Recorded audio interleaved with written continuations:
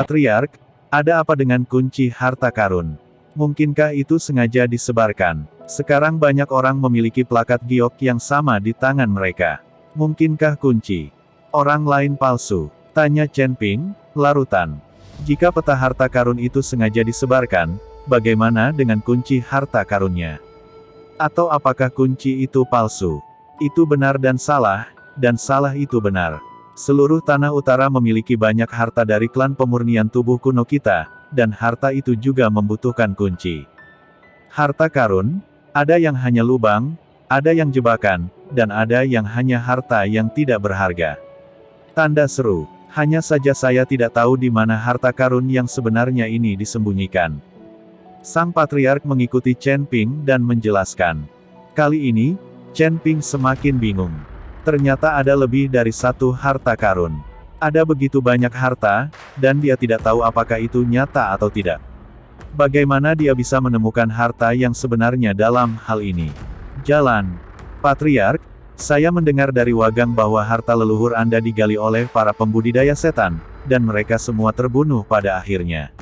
Saya ingin tahu mengapa para pembudidaya setan itu mendengarkan Anda. Keingintahuan, secara logis, kekuatan klan pemurnian tubuh kuno tidak boleh terlalu kuat, karena metode kultivasi klan pemurnian tubuh kuno ditakdirkan untuk memperlambat kecepatan kultivasi mereka. Dan kekuatan para pembudidaya iblis itu seharusnya tidak kalah dengan klan pemurnian tubuh kuno, tetapi mengapa mereka membiarkan klan pemurnian tubuh kuno mendorong mereka alih-alih melawan? Sang Patriark tersenyum sedikit ketika mendengarnya, lalu memandang Wagang dan yang lainnya dan berkata, kalian semua keluar. Wagang dan yang lainnya mengangguk, lalu mereka semua keluar. Segera, hanya Chen Ping dan Patriark yang tersisa di tenda. Pada saat ini, Sang Patriark mengeluarkan cambuk dari sebuah kotak. Cambuk ini berwarna kuning keemasan, dengan karakter samar mengalir di atasnya, dan dari kekuatan damai terus-menerus meresap di atas. Sekilas Chen Ping tahu bahwa cambuk itu diberkati dengan formasi, dan kekuatan yang dipancarkannya sangat berbeda dari senjata biasa. Ini disebut mencambuk-cambuk ajaib. Dengan cambuk ini, mencambuk iblis tidak hanya dapat membuat iblis merasa sakit, tetapi bahkan melukai jiwa iblis. Selain itu, kekuatan damai pada cambuk juga untuk menekan iblis. Harta napas keluarga, keluarga pemurnian tubuh kuno kita memiliki cambuk ajaib yang dapat mendorong para pembudidaya iblis itu. Cambuk. Gambar ajaib ini juga diperoleh secara tidak sengaja oleh nenek moyang keluarga pemurnian tubuh kuno kita. Itu jatuh, tapi tidak orang tahu apakah itu benar atau tidak. Sang Patriark menjelaskan kepada Chen Ping, dan Chen Ping memandangi cambuk ajaib dengan sedikit kecemerlangan di matanya. Senjata yang bisa menekan iblis adalah harta yang tak ternilai harganya. Patriark, bisakah kamu menunjukkan kepadaku cambuk ajaib ini? Chen Ping bertanya dengan hati-hati. Lagi pula, benda ini terlalu berharga, bahkan jika Patriark tidak menunjukkannya pada dirinya sendiri, itu normal. Tentu saja, Sang Patriark langsung menyerahkan cambuk ajaib kepada Chen Ping. Chen Ping mengambil cambuk ajaib, dan kesadaran ilahi menyebar ke arah cambuk ajaib dalam sekejap. Segera, Chen Ping menemukan bahwa formasi pada cambuk ajaib memang berbeda dari formasi yang dia tahu. Formasi ini sangat aneh. Ketika Chen Ping ingin mempelajari cambuk ajaib secara mendalam, Zeyan dalam benaknya menjerit sedih. Tuan Chen, berhentilah dengan cepat, nafas benda ini terlalu menakutkan, semangatku akan menghilang. Petik 2. Zeyan memberitahu Chen Ping untuk tidak menyelidiki cambuk ajaib. Baru saat itulah Chen Ping memikirkan Zeyan, orang ini adalah iblis, dia paling takut dengan nafas dari cambuk. Jadi Chen Ping menarik kesadarannya dan mengembalikan cambuk itu ke Patriark. Patriark, dengan cambuk ajaib ini, kamu dapat melakukan apapun yang kamu inginkan ketika kamu melihat iblis. Kata Chen Ping dengan iri. Mendengar kata-kata Chen Ping, Patriark tersenyum dan berkata, tidak sesederhana itu. Bahkan jika cambuk ajaib adalah senjata peri yang jatuh dari surga, bagaimanapun juga itu adalah senjata. Orang yang benar-benar dapat mengerahkan kekuatannya adalah orangnya, siapa yang menggunakan senjata ini. Jika tingkat kekuatannya sama, dengan cambuk ajaib, kamu dapat dengan mudah menghancurkan pembudidaya iblis itu. Petik 2. Tapi jika perbedaan kekuatannya terlalu besar, bahkan dengan cambuk ajaib, itu sulit untuk melarikan diri dari tangan para pembudidaya iblis. Begitu Chen Ping mendengarnya, dia merasa bahwa apa yang dikatakan patriark itu masuk akal. Senjata ampuh apapun tergantung pada orang yang menggunakannya. Jelas tidak mungkin.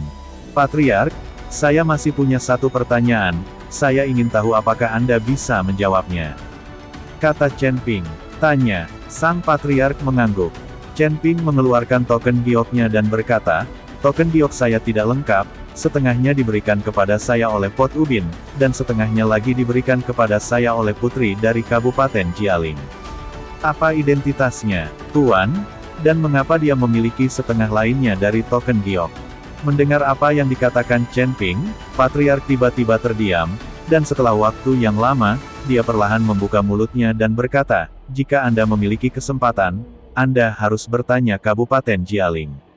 Tuan sendiri, saya tidak punya cara untuk memberi tahu Anda. Kalian lelah setelah berjalan begitu lama, istirahatlah yang baik, dan saya akan membiarkan Wagang menemani Anda untuk menemukan harta karun besok. Daerah ini sangat akrab. Setelah selesai berbicara, sang patriark hendak pergi, dan Chen Ping menatap sang patriark seperti itu.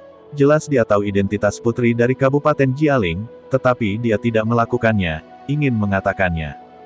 Karena patriark tidak mau mengatakan apa-apa, Chen Ping tidak mau bertanya. Patriark, saya mendengar dari Wagang bahwa keluarga Gao telah mengincar klan pemurnian tubuh kuno Anda. Jika saya cukup beruntung untuk menemukan harta karun yang sebenarnya kali ini, saya akan menemukan cara untuk membantu Anda menyingkirkan bahaya Gao, keluarga. Untung, maka Chen Ping akan melakukan sesuatu untuk klan pelatihan tubuh kuno. Seperti kata pepatah, tidak ada pahala yang dihargai, Chen Ping tidak mau mengambil harta dari klan pelatihan tubuh kuno dengan sia-sia. Tapi siapa tahu, sang patriark mendengarkan setelah mengatakan ini, dia berbalik dan menatap Chen Ping, dengan ekspresi tak berdaya di wajahnya. Aku tahu di ujung utara ini, bukan keluarga Gao yang menakutkan, tapi para pembudidaya iblis itu. Pembudidaya sihir. Chen Ping terkejut, apakah masih ada setan di ujung utara? Bukankah ujung utara ini tempat di mana setan seharusnya ada? Patriark bertanya balik. Kali ini, Chen Ping berhenti berbicara. Tempat di ujung utara ini berpenduduk jarang dan lingkungannya keras, cocok untuk kehidupan pembudidaya setan yang diburu seperti tikus yang menyeberang jalan. Setidaknya tinggal di sini bisa menghindari banyak bahaya dan masalah. Melihat patriark yang pergi, Chen Ping menemukan bahwa dunia manusia jauh lebih rumit dari yang dia bayangkan. Bahkan tempat di ujung utara ini tidak sedamai yang kulihat. Chen Ping keluar dari tenda, Liu Ruyan dan yang lainnya sedang menunggu Chen Ping di luar. Chen Ping, patriark mengatur tempat untuk kita, mari kita istirahat sementara, ayo pergi. Kata Liu Ruyan kepada Chen Ping. Chen Ping mengangguk, dan mengikuti Liu Ruyan ke tenda, dan ketiga bersaudara itu sedang beristirahat di tenda lain. Di tengah malam, ratusan mil jauhnya dari klan pemurnian tubuh kuno, selalu ada sinar cahaya yang berkedip. Dan diiringi dengan semburan raungan, bisa terdengar dari jarak sejauh itu. Chen Ping sedang berbaring di tenda, dan dia tahu itu adalah cahaya dan suara seseorang yang sedang berkelahi. Sekarang seluruh daratan utara memiliki masuknya cultivator es, yang mencari harta karun, dan jika pecahan jiwa es menyebar, akan ada lebih banyak cultivator es yang datang ke daratan utara. Pada saat itu, tanah ujung utara akan kacau balau, dan para pembudidaya iblis itu mungkin melihat begitu banyak biksu datang ke tanah ujung utara, jadi mereka tidak berani lancang dan bersembunyi dengan patuh. Tampaknya metode patriark tidak hanya ditujukan pada keluarga Gao, para pembudidaya iblis itu adalah musuh yang paling menakutkan. Bagaimanapun, nenek moyang dari klan pemurnian tubuh kuno membantai dan memperbudak begitu banyak pembudidaya iblis sebelumnya, dan pembudidaya iblis ini pasti akan membalas dendam. Keesokan paginya, ditemani oleh Wagang, Chen Ping dan yang lainnya pergi ke jalan untuk menemukan harta karun itu. Untuk beberapa alasan, sang patriark tidak mengantarnya. Ketika berjalan keluar dari situs klan-klan pemurnian tubuh kuno, Wagang tiba-tiba mengeluarkan cambuk ajaib dari tangannya dan berkata, Tuan Chen, Patriark tahu bahwa pasti akan ada banyak pembudidaya iblis dalam perjalanan ini, jadi Patriark meminta saya untuk mencambuk cambuk ini. Cambuk ajaib akan diserahkan kepada Anda. Chen Ping akan terpana oleh cambuk ajaib di tangannya. Anda harus tahu nilai cambuk ajaib ini. Jika itu benar-benar sebuah senjata peri, itu tak ternilai harganya. Tapi sekarang sang patriark benar-benar menyerahkan cambuk ajaib kepada dirinya sendiri dengan percaya diri, dan Chen Ping sangat tersentuh oleh kepercayaan ini. Chen Ping mengambil alih cambuk ajaib, dan dia menjadi lebih percaya diri dalam menemukan harta karun di dalam hatinya. Selama harta itu ditemukan, klan pelatihan tubuh kuno dapat berkembang lebih baik. Chen Ping tidak berniat untuk mengambil latihan dan harta di peti harta karun, dia bermaksud untuk memberikan semuanya kepada keluarga pelatihan tubuh kuno, lagi pula, itu juga milik tubuh kuno melatih keluarga. Dia hanya meminum pil Bingpo, tidak ada yang lain. Chen Ping, apa ini? Liu Ruyan bertanya dengan rasa ingin tahu ketika dia melihat cambuk ajaib itu. Ini adalah musuh bebuyutan kultivator sihir.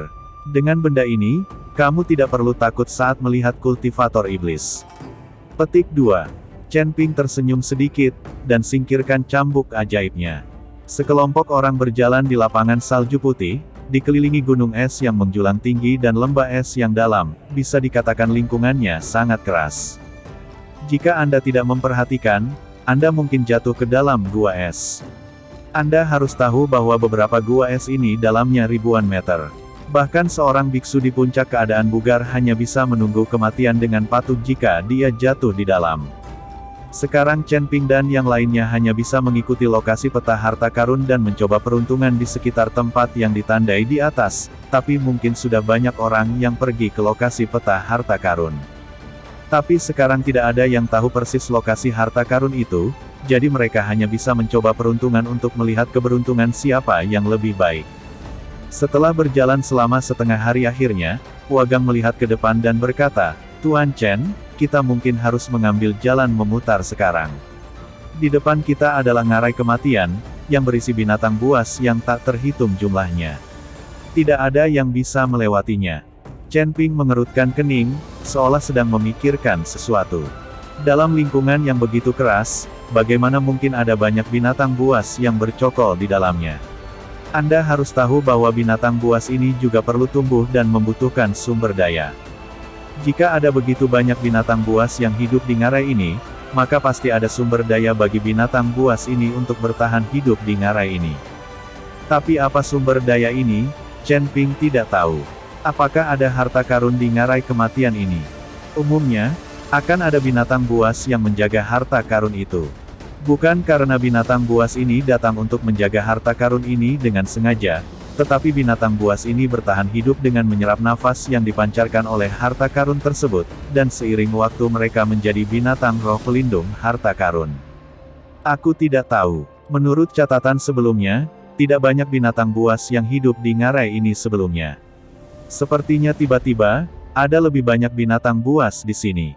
Beberapa orang juga mencoba memasuki ngarai untuk menjelajah, tetapi mereka semua tidak ada jalan kembali, dan saya mati di dalamnya, jadi tempat ini telah menjadi ngarai kematian, dan kami biasanya pergi dari sini.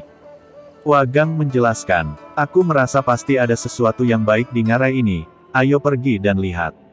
Setelah Chen Ping selesai berbicara, dia langsung berjalan menuju ngarai. Melihat ini, yang lain juga mengikuti. Segera mereka sampai di mulut lembah, dan melihat ada tebing di kedua sisi, dan di atas tebing ada gletser, yang sangat halus. Dan ngarai ini hanya selebar belasan kaki berdiri di mulut ngarai, Anda bisa merasakan nafas binatang buas di ngarai, mengalir deras ke arah wajah Anda. Kalian tunggu di sini, aku akan memeriksa situasinya. Setelah Chen Ping selesai berbicara, dia menyembunyikan napasnya, melompat, dan terbang lewat di udara tanpa suara.